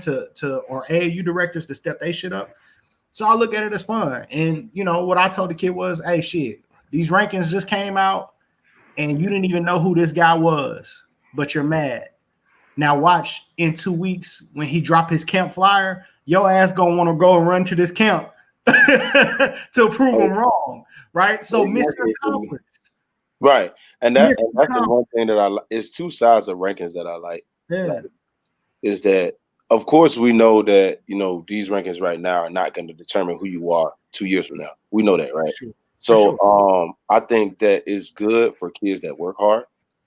You know what I mean? Just to see that you got some type of notoriety for what you do. And then it's good for parents to see too, because they know that they're doing the right investment for their kid. So I think that's the positive side of it. And then the flip side of it too is that this is where underdogs are made, or this is where hunger comes in at. You know what I mean? Like, I feel like, now these kids have a target. And so now you got to find that target. But even for the ones that are the hunted, how do you stay in the situation to be relevant? So it's kind of two flip sides of it. You know what I mean? But it makes it cool. But that's the nature of the beast now. You know what I mean? It's some days of, we want videos, we want pictures, we want to see rankings, we want to see that stuff like that. And I get it, because everything is visual now. Nothing is, we just talk on the phone, word of mouth. So. And like I said, I'm not mad at it, bro. I think it's fun. Oh, yeah, man. I don't think I'm not you know what I mean? Like, we can be so serious about this game because we love it sometimes that we could take all the fun. Reality. Yeah. You know what I mean? Kids Yeah. would be posting highlight tapes if it was up to us. Like they wouldn't have no fun, dog. Like Right. it can't be serious about the game. You know what I mean? Totally locked in 100% of the time, dog. So I think it's fun, man. Like celebrate your hard work or be motivated by it, you know. But I also understand, you know, the other side of it too. Like if he don't see you, he don't know you, he don't rank you. You right. I want to say I appreciate y'all for having me on here too, man. It kind of sucks that everybody ain't on here though. You know. Yeah, but I guess, man, you might have scared Bryce with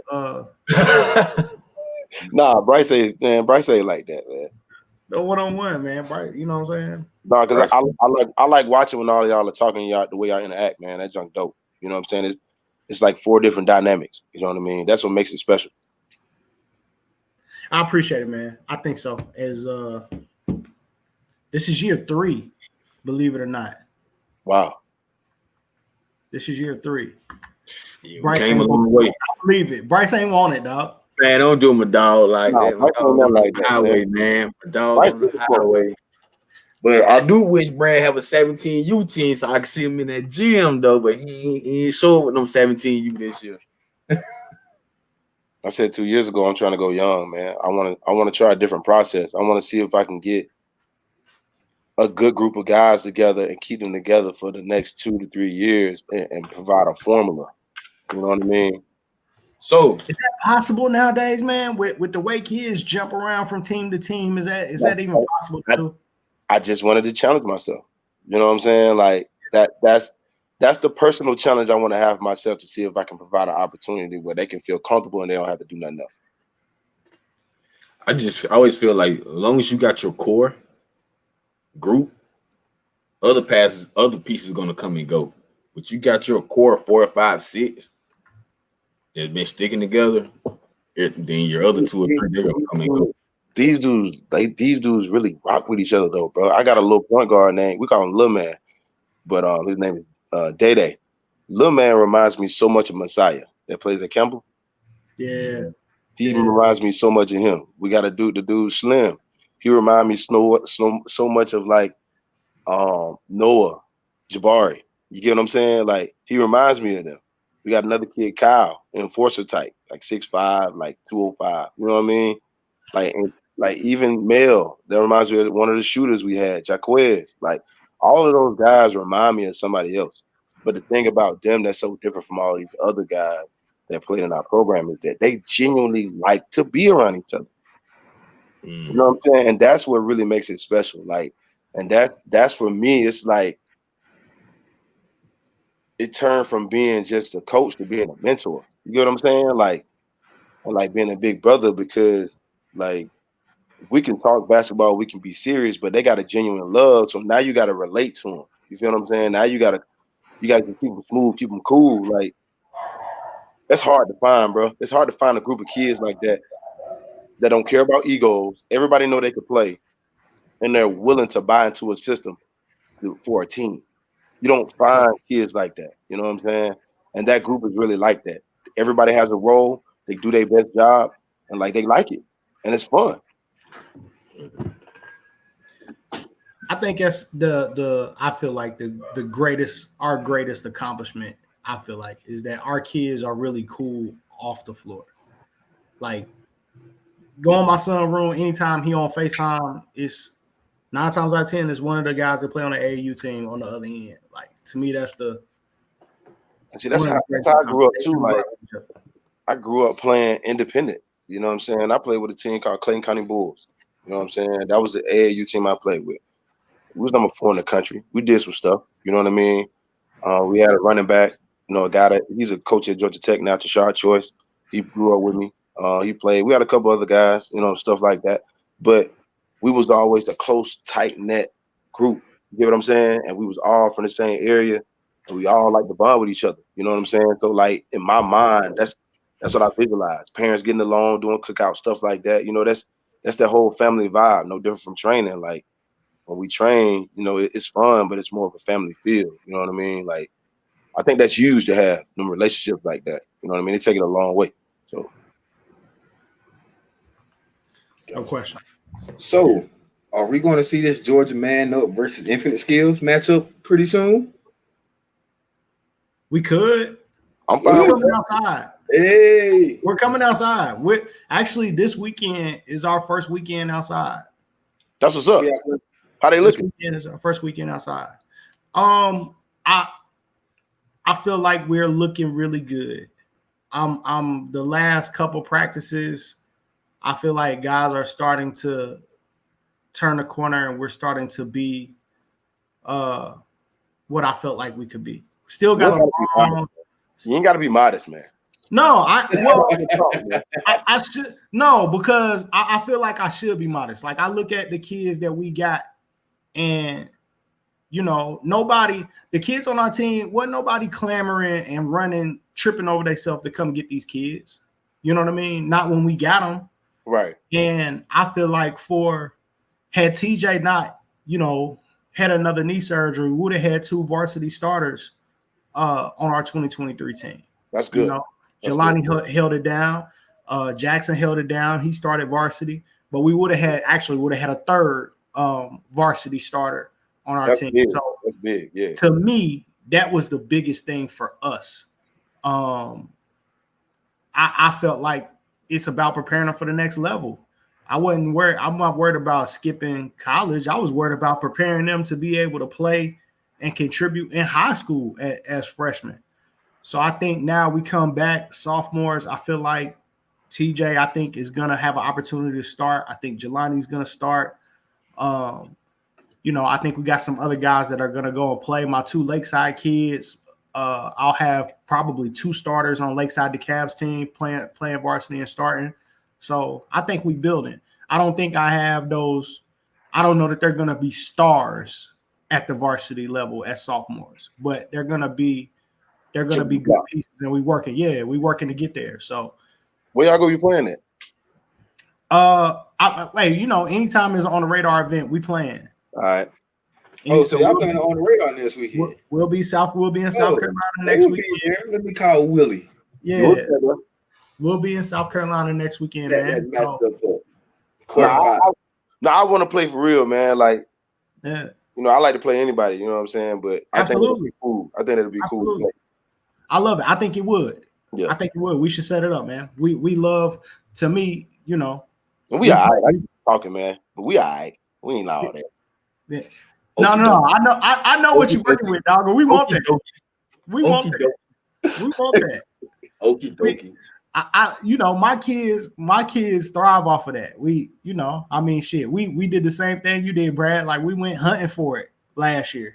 Yeah, you got to. You know what I mean? We took our share of our ass whoopings, and we gave a couple that we wasn't supposed to give. Those are the ones that I love when we beat people we ain't supposed to beat. Right. So, right. Yeah. Yeah, but Brad's no. I know somebody when they sandbagging when they you know what I mean. I know what they look like, dog. I know what you know what I'm saying. When he got a 10 and he talking about it, when he asked his partner, "Hey, how many you got?" When you got 10 in your hand, I know Brad. I know he got 10, dog. He got a handful of spades, man. I know what that looks like, dog. I think the hardest part with kids, like when you get when you building a team and you get so many kids that can play, one is their egos, but like a lot of people try to get too many kids to play the same positions. You know what I mean? Like if you're gonna get really good kids and all them play different positions. You know what I'm saying? And like I think we got a good blend of that, a good blend of athletes. You know what I mean? A good infinite skills. Yeah, that is true. That's true. Yeah. OG was coaching them then. Uncle Drew was coaching them, boy. He wasn't playing. But I think that's big, you know what I mean, to kind of do it that way. But I don't know, man. I feel like those boys are good, man. I can't keep start talking about them. I've never been this excited about a young team before ever in my life. I never coached 15U. For sure.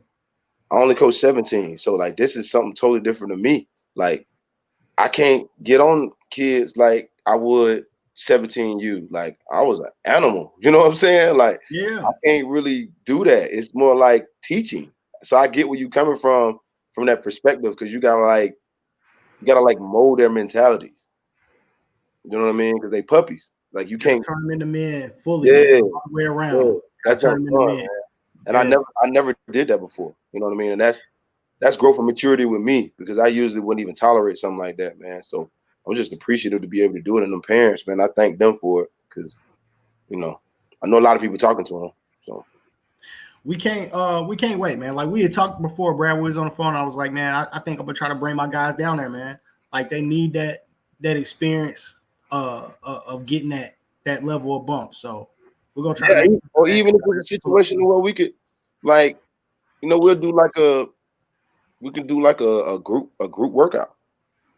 For sure. You know what I'm saying? And just match everybody up, work out. Rock Hey, out. man. Yeah. Brad ain't driving to Atworth, Mondre. You in FYI. Atworth? Hey, we'll be on the road. You We'll in be on the Atworth? road? Yeah, I'm at Ackworth. You in Atworth? Yeah. Look, I just say you at a tournament, bro. I'll bring it to you, Brad. We'll pull up. Wow, We'll dude, pull up. I thought you was in Skybridge. We'll pull up, dog. We mobile. Hey, so you used to man up when my brother ran it, when Wes ran it, man up was out of Stockbridge. That's what I'm thinking, bro. Yeah. Nah, he had the older group. Big Wes had the older group. He had Cam and Cavante and all them. When I started my group, we was man up north. Way north, boy. But, you up there? Yeah. Way up there. So Wes coming back. He coaching. He coming back. Okay. He coming back. Yeah, man. I'm thinking you down here, man. You said Agworth. Like, yikes. I don't even know what halfway is for. Now, hey man, we'll pull up, man. They used to packing in to a couple cars and going on a ride with me, so it ain't no big thing. That's dope. We'll pull up. Brad's out there and it's dark. I don't think we welcome out there. And go out there. We not. Hey, I live out here. I'll tell you, we not really. Hey, OG out there, he live far too. He out there past Walnut Grove. He out there. Oh man, yeah, he deep. He in out there, right? You deep. Yeah, I don't even know where it's at. Where he at? He out there. This is Walden County, something like that. He out there. He be making that drive to Atlanta like it's nuts. So Locke, me and Brad know that we're gonna be battling back and forth over the next few years. Locke, are you gonna be coaching next season? Man, you never know. We need him It's in your blood now, Locke. We need the tweets. We need him not working, man. We need the tweets. Yeah. Nah, hey man, the COVID made me come out of Walton County. That's where you at, Walton County. But no, man. I don't think I'm gonna tell y'all this year the South gonna have a lot to say. It's high school season. Okay. And speaking of that, Shout out to Bam, bro. Tell me about Bam, man. Shouts out to my boy Bam, dog. Hey, man. Yeah, hey, Lot. The first time I saw Bam and I found out they were Lot nephew, I came and shouted him out on the show. And Lot was like, man, blah, blah, blah, like Lot trying to play it off. I'm like, no, this nigga can play, Lot. Like, come on, man. Like, I know you don't want to say it because it's your nephew. Like, Lot don't shout him out that much because that's family. But no, Bam can hoop. Bro, Bam been around me since what, 8th grade? Man, I think. Yeah, 7th, 8th grade. Yeah. 8th grade, he was sitting on the bench by Isaiah. Yeah, he was sitting on the bench with us, dog. Like, ain't like he ain't earned it. Like, he done hoop this summer, bro. He had a good summer. Bam is probably one of the hardest working kids I done seen.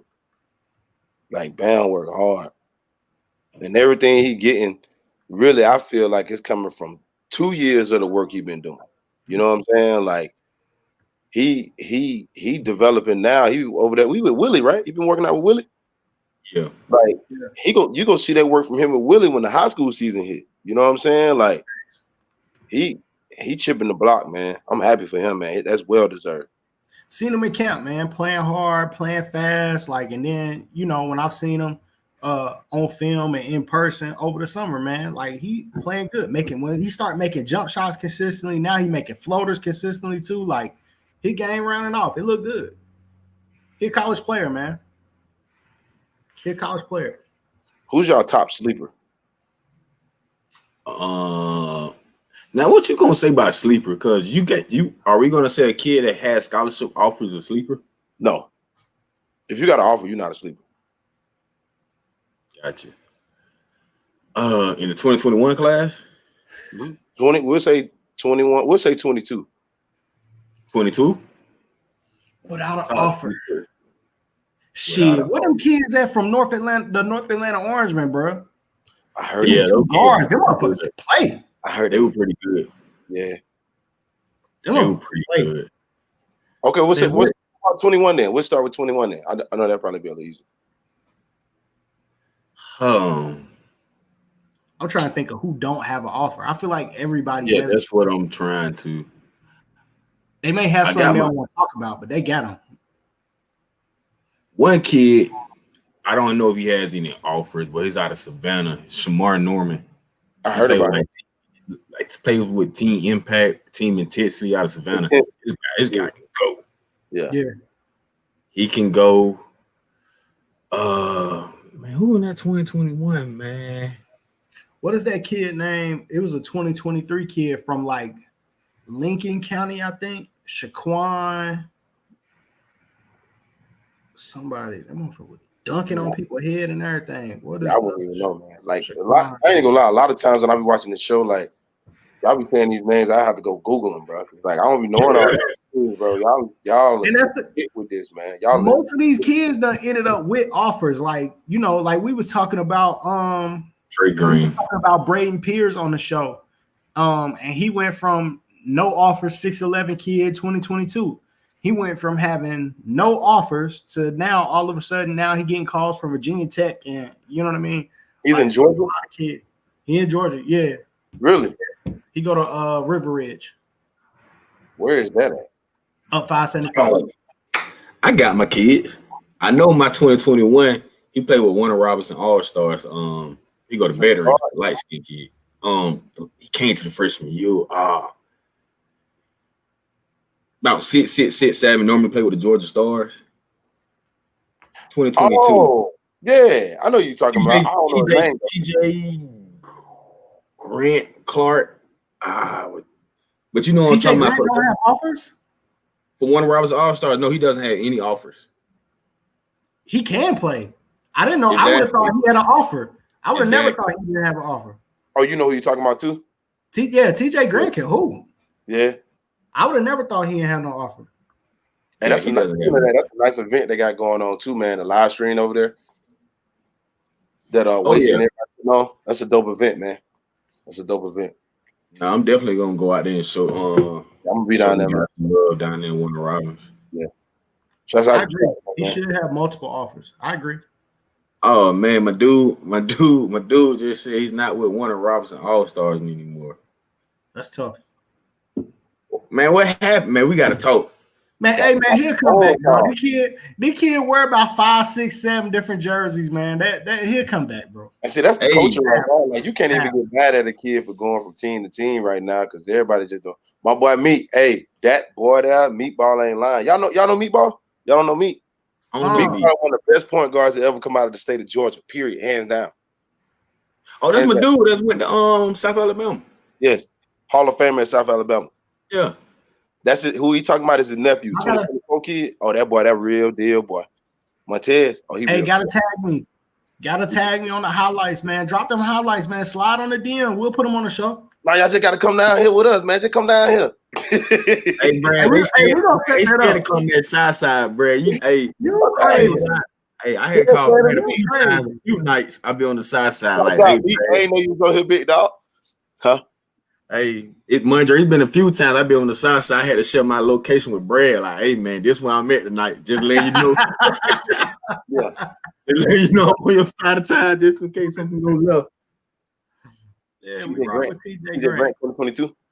Yeah. Dad chose to go a different route. That's how it goes, man. That come back, you go, you see, something different, Man, I just thought about that. Little Ted's gonna be good, bro. I'm telling y'all. Ted, y'all will see. Ted's is gonna be a problem, man. Jeez. I'm trying to make it down to that Middle Georgia event too. No, I'm For definitely sure. gonna be down there. Yeah, I'm definitely pulling up down there. Yeah, we like that bump, Brad. We're gonna have to pull up on you. We travel.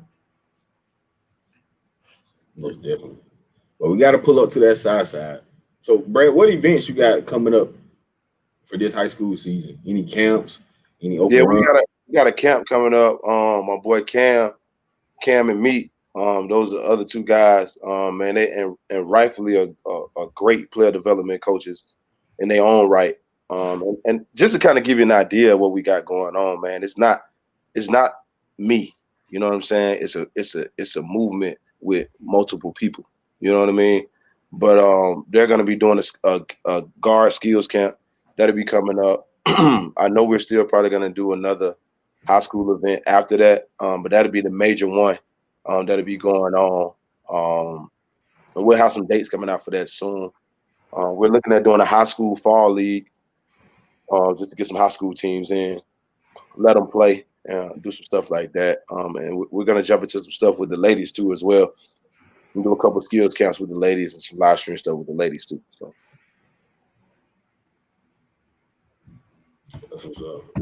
Looking forward to it. coming up with that skills camp, that skill guard camp. That's the big thing that's gonna be coming up. Shoot me the dates, man. You know I'm gonna try to make it down. No doubt. I appreciate y'all though, for real, man. Like it's all love here, man. Any way I can help anybody, bro, I'm with it. Man, on time I need your help. I'm on the south side, and something go left. Hey, Lock be coming down here. Lock be down here moving, man. Lock be down here moving, Dre. He be down here moving, man. Like, Hey, Locke, we're gonna have to ask a couple questions on the next show. I had Bryce and Huff and Matt scared to answer questions on the last show. We got a couple. What question?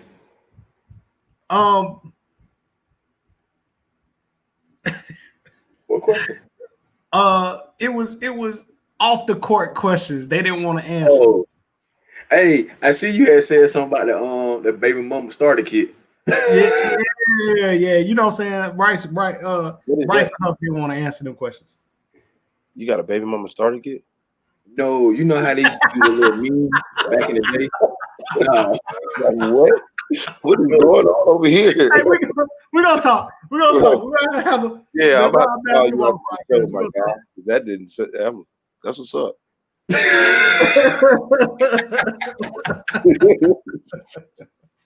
What's up? Hey man, we're not going there.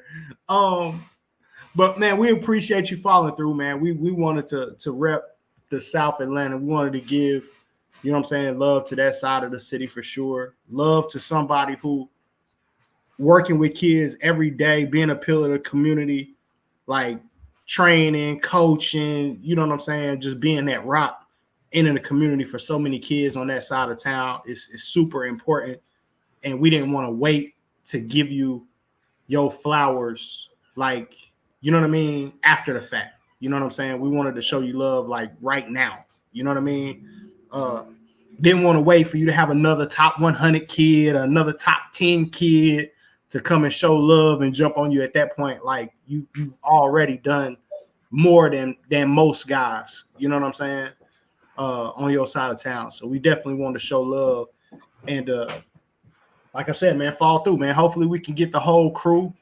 We come down to South Atlanta, dog, come down and you know what I mean, check out a couple of summer league games, check out a camp, you know what I mean, and show love and support for all the kids down there in the program. Appreciate that, man. And again, man, like I can't stress enough, like I'm talking, but it's bigger than me. You know what I'm saying? Like it's a lot of other moving pieces around it. You know what I mean? So definitely respects to everybody that's rocking with us. It's not just high school players. We got middle school, we got college, we got professional. There's guys that's watching it overseas, watching this whole thing overseas now. So appreciate the people that support what we got going on and that's tuning in. You know what I mean? So it's really a big movement, and it's just really a blessing to be in a situation to have people come together like this to do something positive too. You know what I mean?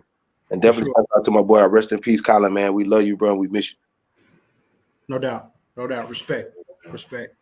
Respect to the whole South Side, man. We love you guys, man. Make sure tag us, kids, y'all watching, parents, y'all watching. Tag Love of the Game on your highlights. Tag Love of the Game on your high school stats, your scores. You know what I'm saying? We'll retweet you out. We'll show the highlights on the show if they're good. We're gonna show love, man. So Hey, Kawasi just sent me a video, man. A little wasted. Boy, that boy in the job, man. had him at number 7, coach. They ranked him at number 7. They ranked him at number 7, coach. I don't know. I don't know what to say. This man is a machine, man. He's a machine. Yes. Yes. Hey, Brad. I was mad for you, Locke. You wasn't on the show when we talked about it, so I was mad. I was angry in place of you being here. Yeah, I don't even want to talk about that. I ain't want to get on that subject. But Brad, let everybody know they can't step on the south side without your permission first. And they can come over here, man. We'll just get phone calls to find out what it is. No, but everybody more than welcome to come down here, man. They more than welcome. Anything to help these kids, man, to get where they need to go, we all for it. But don't be coming out here trying to take no players if you listen to their podcast and try to go recruit for players and stuff like that, man. CB, Black, that's my guy. No doubt. Much respect. Man, I rock with Corey, man. Corey came to our first event we ever had. Been supporting me ever since then. D-Free. Yeah. He got two of my favorite sayings, dog. D-Free and 1% better, dog. That's two of my things I say all the time. D-Free and 1% better. Corey, and boy, you talking about people that be up front and don't cut no slack on kids when he talking to them? Hey, this is my favorite saying. He JUCO coach. He ain't Right. qualified yet. That's my favorite saying. That's my favorite saying. Corey is my player, man. That's a great dude, bro. Great dude. Absolutely. Well, man, that's our show, man. We appreciate everybody tuning in, checking out the show. We'll be back as always Sunday at 5 p.m. We'll be back. Well, hopefully, maybe. I might be playing, so we outside now. So I gotta play this weekend. But I'm playing at Lakeland, right? We didn't get in. They had us on the waiting list for days, bro. We didn't get in. Where y'all playing at? We're playing with the GA Tar Heels. Okay, GA Tar Heels got an event, so we're gonna rock with them. Okay, that's over at off Memorial. Yep. Okay, Yep. cool. Yeah, send me the schedule, man. I'll come watch y'all. No doubt. Randy, we ain't forget about you, blood. We're gonna show you love too, Randy. We're gonna come play probably in Randy Fall League. Always got to give Randy a couple games at least. He always take care of it too. Atlanta Cavs. Yeah, I ain't gonna hold y'all up, man. I'll talk for days, bro. But